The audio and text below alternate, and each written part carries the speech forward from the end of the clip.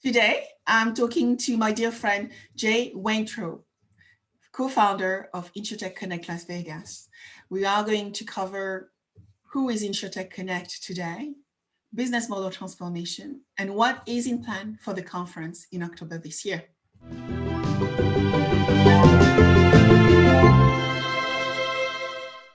So good afternoon, everyone. I'm so lucky today to be with one of my great friends, Jay Weintraub. We know each other now for at least 5 years. Jay discovered me, I discovered Jay when I was working on the accelerator. And I remember Jay and I having a little bit of a chat as Jay was launching InsureTech Connect at the time on ways we could actually make this conference one of the best conferences in the world. I think that was the intent. So here's Jay having a chat with me today. Welcome, Jay. Thank you, Sabine. It is so great. I never would have predicted the friendship that could have formed. I remember that first call that I had with you very clearly because I was in Las Vegas at a different conference.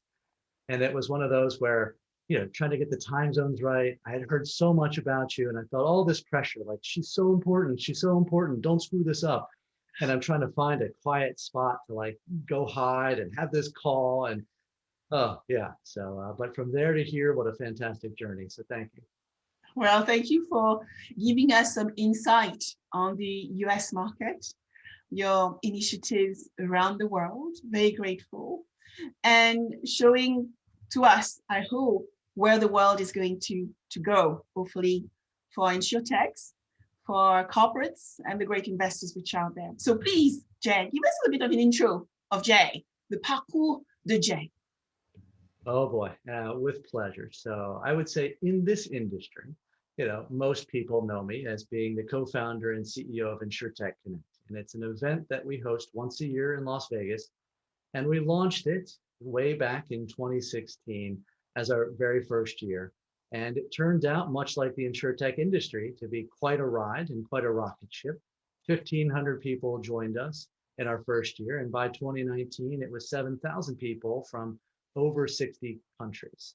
And so when we think about, sort of that journey of InsureTech, it really is for us. It's a chance to bring, I'd say initially, we sat out and we said, okay, there's three groups that are clearly engaging together, whether they know it or not. And it was the startups, it was the investors who were sort of fueling them. And, it's the incumbent, the insurance industry executives. And certainly in 2016, there was a lot of talk of disruption, but I think that was a good thing because it got everyone to pay attention and say, yeah, insurance is changing. Do we embrace it? Do we not embrace it? Do we care? Do we not care? And, and that was sort of the initial vision is let's bring these groups together. Let's bring the right people together and see what happens. Let's bring InsureTech Connect back face to face. Let's bring face to face back. Even I think, what is it, 2018? It was you, it was me, Charlotte, Nigel, sitting having some wine. And, you think back, I think today is in some ways, because we've been off from being face to face for over a year, that it almost feels like starting anew in many regards. And I think it's so easy to then reminisce, certainly back to the beginning, because if we hadn't had, I'd say great friends and people that said, we believe a gathering spot has value to all of us, right? We wouldn't exist. So I think back to some of those conversations. I like Nigel. I remember the first call I had with Nigel, and he sort of like, conference, Vegas, that just sounds like a jolly. First, I didn't know what a jolly was, but I kind of knew it was probably not a great thing. He's like, how am I ever going to convince someone that that's not just a jolly? And, we're sitting here going, I never thought of Vegas that way. A lot of us are like, but it's, it's why Vegas is actually very, strategic. It's very convenient to get to from almost anywhere in the world. It has, obviously it has the infrastructure for shows, but I think, more importantly, and something that I learned from you during Zoom is you think about, you and I were having a conversation and sort of almost missing traditional meetings. It's like, well, why do you miss a traditional meeting? And it's sort of because you have your meeting time, but then what happens right after the meeting ends? Some people hang back, some people walk back together. And it's like in that period of after you've been together that you break away and the knowledge disseminates, that it turns into action. And, and that's what all of us being together in a location does, is it just turns that, but as a multiplying factor. So it is, who knew that Vegas could be productive actually, but it is. Yes, highly productive. And over the years, you were able to bring together many more people. I think the last time we met, there were 8,000 people together. Was it 8,000 people? I think, I say 7, but, there's plenty of people that show up that don't necessarily buy a ticket. So I probably shouldn't say that actually, but it is, we all know it to be true. And so, it's fascinating to see how that network build up and grew over the years. So tell me, Jay, so who is InsureTech Connect today? Yeah, I think when I think about today, obviously the last year has been one where we have to reflect, because we said, we always thought that we were, a destination, and we always thought that this is sort of what defines us. And, we had our own sort of existential crisis, because, if we can't be this gathering in a moment in time, a date on a calendar, a must attend, and sort of what are we? And, I think what we've, I think a couple things that came out of the P word for us were, like our job is as much about a date on the calendar, but as it is continuing to foster connections, as it is continuing to make sure that the people who have, like dreams and hopes are able in some way to see them come to fruition. Last year's, event, which was fully virtual, we tried something. It was in some ways, you have to look for the good, I think, in a lot of things. Otherwise, you're going to go crazy. And so some of the good for us was, what would we do that we would never have done normally? And, in a normal year, we would not have partnered with another events company that some may have said, oh, aren't you guys competitors? And we always looked at each other as, no, we're not really competitors. I mean, we don't want to have the same date on the calendar, but, we serve the industry and we respect each other. So why not? Let's go do something crazy. So let's go partner up. And instead of taking people to Vegas, let's take them on a tour of the world. Let's do 35 stops in 30 days. And these are the kind of things that we wouldn't normally get a chance to do, and shine a spotlight on companies that may not have a chance to come to Vegas. So when we think about what is it that we think of our jobs as, how do we make sure that the great people have a chance to bump into each other in some way, shape, or form, no matter where they are. And we're excited that we got a chance to try to do these things and flex, sort of like new muscles. Having said that, right, nothing beats the energy and the productivity of being together. So very happy that last year showed us that you can do a lot of great things digitally, but there's some things that you still can't replace. And that is the key word of the year, right? Digitizing and becoming digital businesses. And we have seen that within our industry, where the insurers and the players who are highly digital or had planned for moving their workers home were very much able to do that very quickly, while some others, as you know, probably struggle a little bit more. So being able to move from offline to online quickly, I think probably was amazing for you, right? Because I know you had to rebuild the whole infrastructure for the conference and build this amazing platform, which we use for it as well. It was in many ways, it was a parallel, you're right, to the dialogues and to the things that insurers were facing, which is, we're lucky that our team is, effectively remote. So some of the initial, kind of like hurdles of how do you do things together, like it was a non-issue, we didn't think about it type of thing.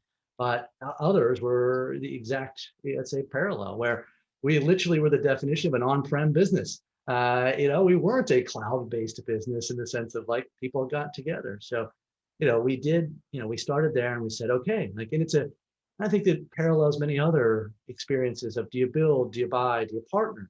So when we knew that we wanted to try to convene people digitally, it was sort of, well, both what is the user journey? Is it something that you're going to do multi-days? It's something that you're going to do sort of at a given slot in time. How do you handle multiple time zones? How does the data flow? So if you're going to do something that is, 35 touch points, how do you make those communications? So it was a lot of thinking about just both the user journey and, yes, from a technology, what do we do? And ultimately we decided, maybe for our own sanity as much as anything else, to embark on building an entire platform ourselves, and an entire sort of virtual engagement platform. And it turned out to be such a big undertaking that we actually missed our own deadline. Here we are, we had a date in the calendar for so long, and it's about 2 weeks before the event, and we're like, you know what? We're going to postpone the event. And, and the truth of the matter is that we had built, and we got about 2 weeks away, and we were not able to open networking.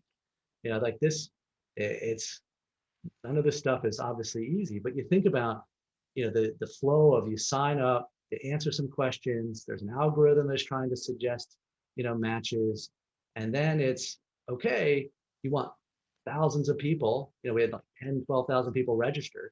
You want them to come in and have a chance to both do that, but also start, blocking off their calendars, whether it's for meetings or for sessions. And so here we are about 2 weeks from the event, and we realized there's no time. It's not, in many ways, we kind of got it wrong. We said that our mission was to be finished by a certain date without truly remembering that the date is actually way in advance of that. People's calendars are busy, so they have to start networking weeks in advance. They have to start planning weeks in advance. And so ultimately we said, we got to give them that time. But I'm so proud of the interface that we ended up building. And it was, it was a dream kind of come true, because we had people that attended the show and said, I'm doing a virtual event. Can I use your platform? So I think it was great for the team. And again, just, it's nice to have these moments where you can all be aligned and focused on something, and building and feeling like, you're playing offense, not just defense. So interesting example you use, where you talked about building your own platform, really understanding your customer journey, building, aligning that back to the customer engagement, customer journey you wanted to replicate in a very short period of time, right? Because you had to do that in an accelerated way to still be able to launch the conference. So design thinking, customer journeys, platform or platformification, talking with your partners, so an ecosystem build and involving your ecosystem. And now I would say doing like Ocado or a lot of our InsureTech as a service, where you're using your platform to enable others. Do you see how much your experience is probably what we are seeing in our industry today? I do. And I have an immense amount of respect, because we have, we had 10,000 customers. I can't imagine the complexity when it's 100 and it's millions of customers. And here we're still not, like we're a moment in time, but if someone misses a meeting, that's, they might figure out a way. But if you can't get claims to happen, or if you underwrite improperly, I mean, so immense amount of respect. And I also have a respect because, what we realized after the fact is that, oh, gee, we have this thing now. Now what? It's one thing to get it done and in a moment of time, and sort of, but the maintenance, the upkeep, oh, well, how do we prioritize product innovation ongoing for this?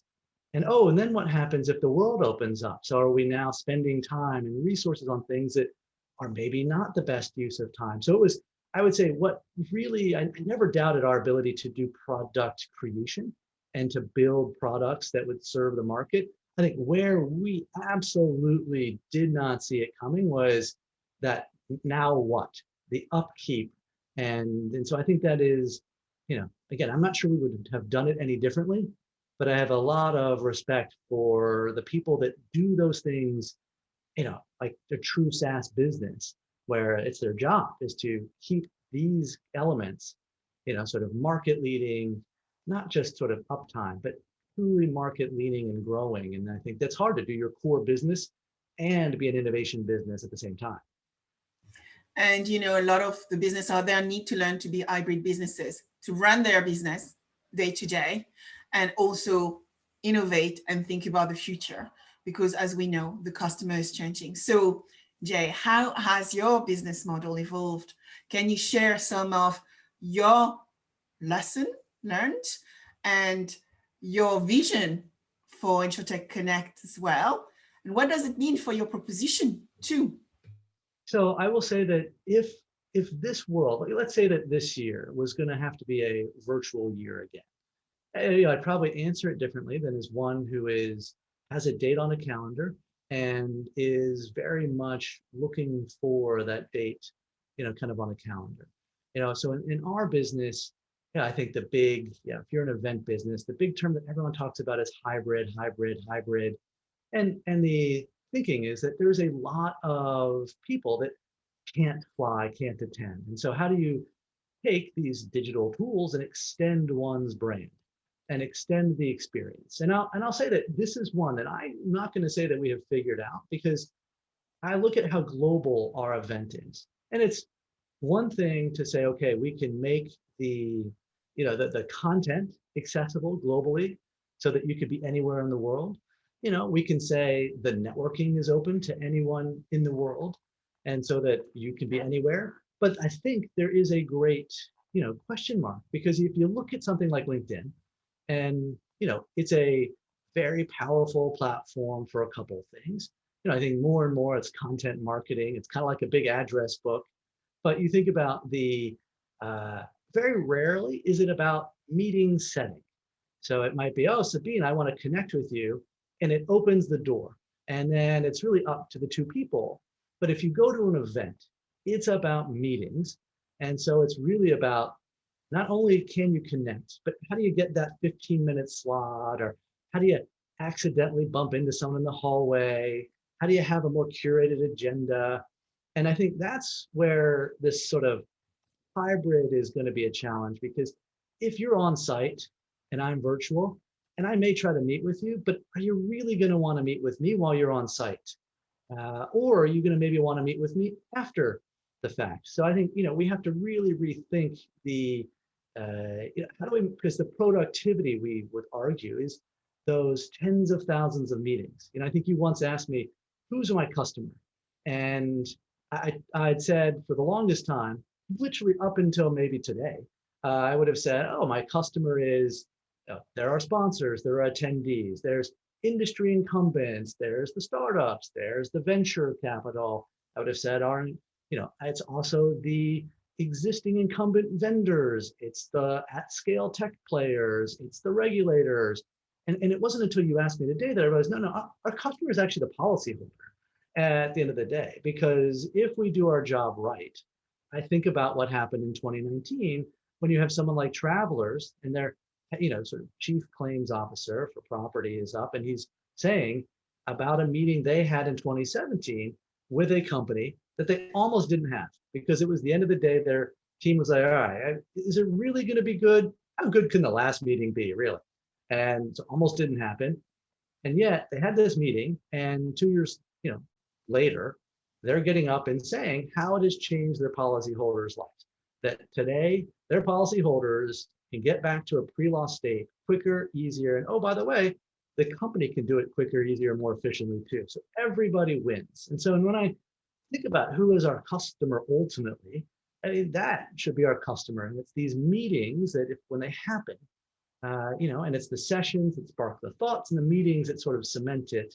And so I think that's what we tend to now think about as our customer. So that was a long way of saying that with that in mind, if our business is truly virtual, it won't be so much about a date on the calendar as it will be about, sort of making sure meaningful connections can happen, sort of when they need to. And having these powerful networks where instead of just telling people, show up, here's the tools, it's also, what do you need?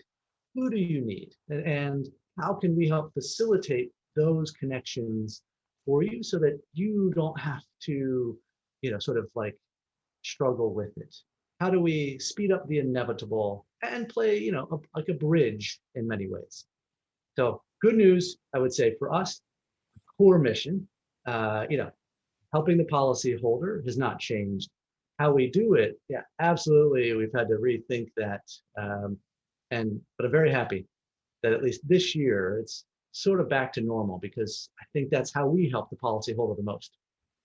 It's interesting, right? Your core is to help the policyholder, which means that to make that policyholder successful, you need to make the insurer successful. You need to make the InsureTech successful.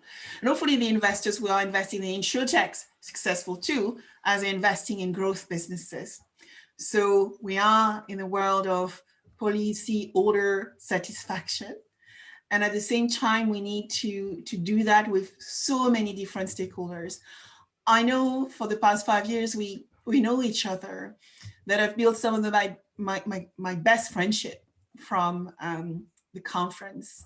So, lifelong relationships, and also working with some amazing insurers in the United States, as you know, who I also very much respect. And we have been, working on building some of the greatest capabilities as well we've seen out there, which takes me to what is keeping you up at night, Jay? What is, making you feel uncomfortable? I know you have an amazing team as well surrounding you.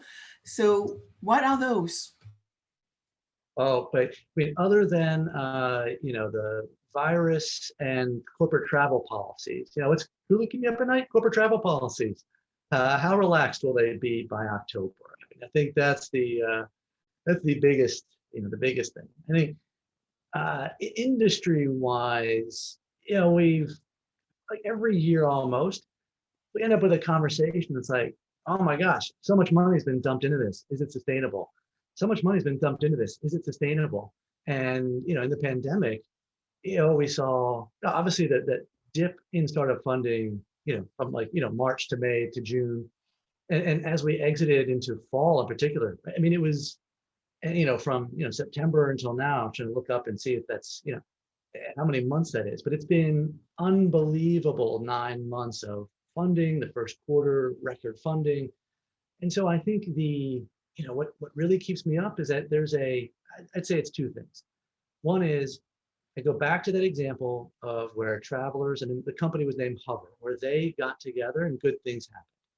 And so that willingness to engage in a partnership, that willingness to test, and having enough companies that are able to do tests, so that's one of them, is that appetite to engage and make it a priority. And the other is sort of almost counterintuitive, but with so much funding, I think comes so much pressure, especially on the startups, to hit certain goals. And oftentimes when you have to hit certain goals, you may, right? Not always, but it's easier to lose sight of why you got in there in the first place. And I think relatedly is back to the partnership, which is all of these companies started from somewhere. They all started as an idea. They all started with no traction. And so I tend to, believe heavily in a world where there's a consistent, development pipeline of new ideas and, new people. And so what I hope is that the funding doesn't get so skewed to late stage and so averse to early stage. And likewise, I hope that the tests, those partnerships, don't skew so late stage that the early stage companies don't necessarily have a chance. Because I think it was that healthy balance that really, again, allowed some of this, the magic in this industry, to happen, and to really have those companies on both sides say, we're not giving up on this journey. We're not going to just go back to basic blocking and tackling and that's it. We're going to continue to push and push. So I think a few points you made, which are interesting and important, is that last year, as you know, 95% of the investment went to larger players. Only 5% went into the early stage players. So some businesses done well and were able to survive. Others, I think, did less well. And so some have had to pivot and readapt their business model. One great news from this year up to now, 1st of June, is that around 4.5 billion already been invested in our dear InsureTech market. And I'm so pleased to have read this morning that WeFox just raised 650 million. So they raised overall around 1 billion and now have been valued at 3 billion.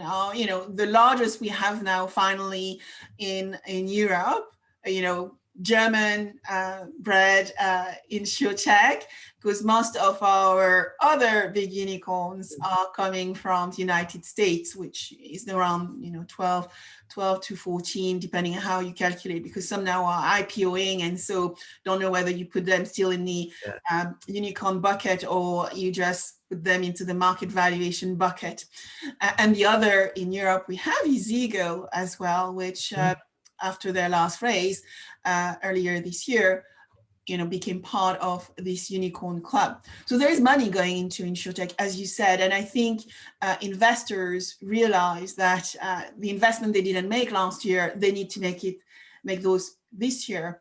Just two additional numbers I wanted to share with you is in March, we saw 39 new unicorn coming to market, and I've just checked before a call, there were 30 new unicorn in April, and so it looks like it's ramping up. You know, there is this number which is required to reach your econ studies around your investment number, and so I think we need more of those meetings to actually enable more unicorns to come into our market. What do you think, Jeff? No, I agree. And I think this is where I think back to someone like an Anthemis that I felt has always been so great at the early stage, you know, making it a priority. So as something that they do, because the next batch has to come from somewhere. So it is, you know, it seems overnight, the 30 seems overnight, but I'm sure if you talk to someone like Asaf, you know, that, you know, it's 2016, they're just thinking about it. It's not overnight. It's a long, uncertain 5 years, and obviously with Zego, you know, kind of like 2. So, so basically, it was a way of me saying I agree with you. But then again, it's very rare for me to disagree with you. Like I found that's probably a bad idea. Yeah. Oh, I disagree. No, maybe I'm going to hold off on that thought and wait a moment, because you know I'll come. I'll realize that was the right thing to be like. Yeah, wait. Well, 7 to 10 years to become a unicorn, that is the average. And it requires an average as well, 18 investors. And when you look the like of Grab, which went now for a SPAC type, you know, funding, they actually have up to 50 investors. So that's why, you know, the meeting and the environment you provide allows for those meetings where investors, tech providers, tech enablers, tech partners can meet up with the corporates, because you need that virtuous circle to happen, partly when you deal with B2B2C type ventures. Yes, of course, I would agree there. So what are your key topics? So when you look at where we are today, Jay, let's just not try to put like crystal ball within the next 3 years. You know, when you look at the next 12 months, you know, 18 months, what are the key topics we as market players need to pay attention to? Yeah, I mean, I'm looking up the date and I realized, well, wow, we're a couple days away from just 4 months out. So for us, boy, it feels like tomorrow. Really does, really does. So when you know, I think we've always looked at our job with InsureTech Connect as we're not here to tell the industry what it should do. You know, I think there are events out there that, you know, and they sort of look upon it themselves to kind of set the agenda. But ours is really to reflect. You know, we have hundreds and hundreds of conversations throughout the year. And what we try to do is curate. We try to curate those things that we hear the most about. And so that when people look at our agenda or look at our speakers and they say, yes, that looks like, you know, kind of like looks like me. And because we're a big tent event, not only is it global, but it's, you know, different product lines, and it's also different parts of the value chain. So we end up with a lot of stuff that ends up, you know, kind of like getting discovered. When I think about specifics, like what is starting to bubble up, I think it's sort of a no-brainer that cyber is certainly one of those areas. I think cyber is initially is this big growth area, but I think the acceleration in events is going to have us all wondering, like, what is the future of cyber really? And I think today, much like being an auto manufacturer, you'd have an auto manufacturer that builds the car, you'd have an insurer that insures it, but they don't come together during the process. And I think that's why we see more OEMs, sort of getting into the insurance game, because they say, wait a second, I know my vehicle best. And I'm going to try to design insurance for my vehicle and not have to hope that somebody else gets it or prices it the way I disagree with. And so I think cyber is sort of there where there's a greater connectivity between either it's the threat prevention or the making sure that people are safe. I think it's interesting how the auto and to me cyber are very parallel, and there's this embedded insurance concept that's obviously been really top of mind. But then there's also this like continuous underwriting that I think is going to be more and more of a topic. Again, cyber, your risk sort of can change at a moment's notice. And so having it be this 1 year thing, right? If you leave your root admin access open to some new SaaS thing, that needs to be caught right away. That shouldn't be something that, oh, you know what? It's now policy renewal time. I saw that you actually, didn't treat your sort of these passwords kind of like correctly. And so I think it's, to me, there's cyber, but it ties into a whole bunch of other bigger issues. Embedded insurance, I think there's a lot of, and what is embedded? I mean, Zego is an example of embedded. I'm signing up to be a driver for, or a delivery person, I should get insurance, or I'm going to go get a ride, I should get insurance here. And I think that is one of those where people see the future. I think to me, embedded is where autonomy was 3 years ago, in the sense that there's it's inevitable that people will buy more of their insurance when they're buying the product or service. But we just don't know when. We don't know when that future will be, how fast or how much. And then I think, another, I should say, not the other, but certainly another big one is obviously going to be climate, sort of the climate resilience. And I think the beauty is with insurance is this is not a political topic. This is not about, do you believe something? It's about there are events happening and we have to, sort of like be prepared for, greater frequency and severity. So I think, and then again, I mean, life insurance is always an interesting one to me.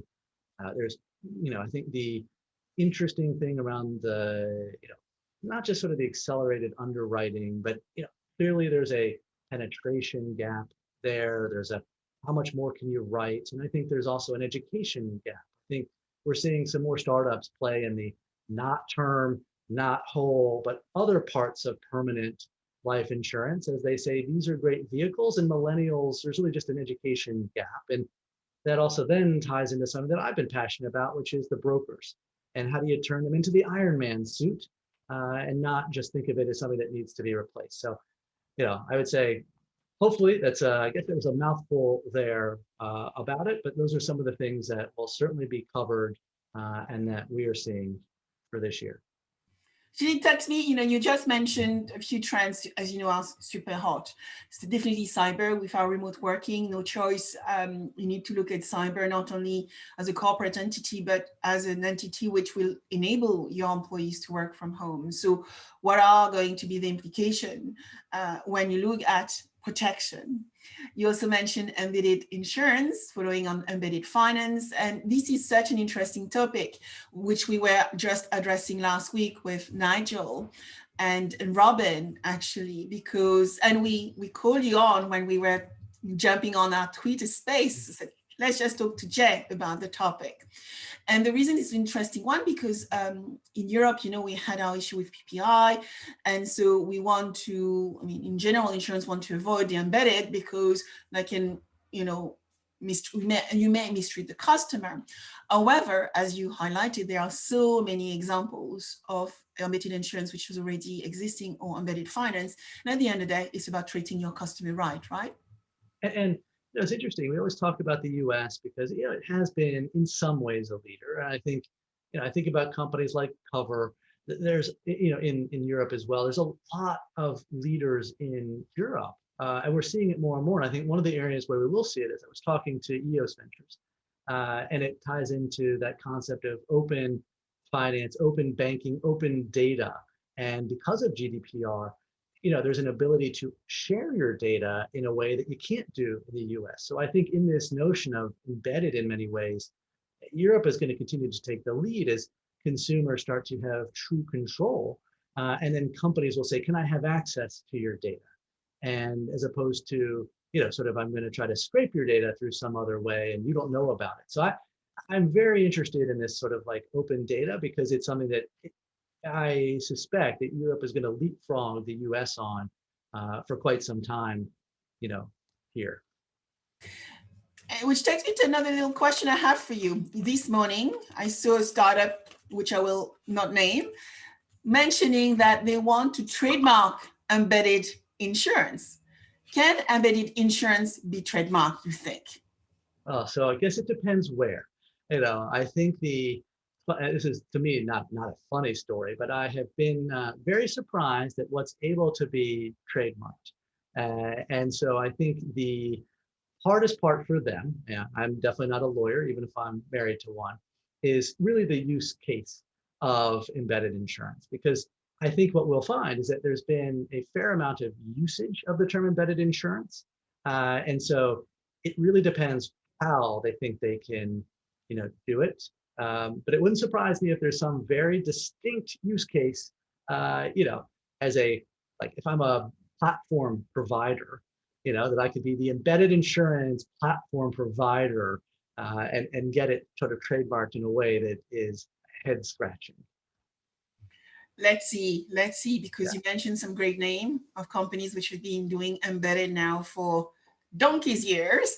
So let's see where we go with that trademark in the future. But it tells you it's hot, right? It tells you if someone wants to trademark it, it's probably like one data point that this is officially hot now. It is hot as things. And the interesting thing is a lot of the embedded insurance we talk about right now tend to be consumer, but you already highlighted earlier embedded insurance in non-retail focused insurance, which is commercial, just talking about OEM and commercial insurance, and how you can start leveraging Internet of Things to start building really seamless insurance offer for the customers. So it will be interesting where we go with those. So Jay, what are the last words you would like to leave with our audience today? I think I'd say thank you. I mean, ultimately, it is thanks to the hard work of the insurance industry that this industry exists. I mean, it is an amazing industry. And so really there's a thanks. Of course, I would say, I hope whether in person or virtually that you will come check out InsureTech Connect October 4th through 6th. And I'd probably say, if there's anything that we can do, if you think of us as a brand that is here to serve, people in their day-to-day jobs by helping them meet and connect, if there's anything that you think we can do to add value, please let us know, because that is knowing that we have served the audience, the community, the industry in a way that we can point to some of those tangible benefits to the consumer. And that's how we, that's sort of that is our aligning factor. So anything that we can do, we like hearing it. Thank you, Jay, for your time. Thank you. Look forward to seeing you soon. I cannot wait. I hope.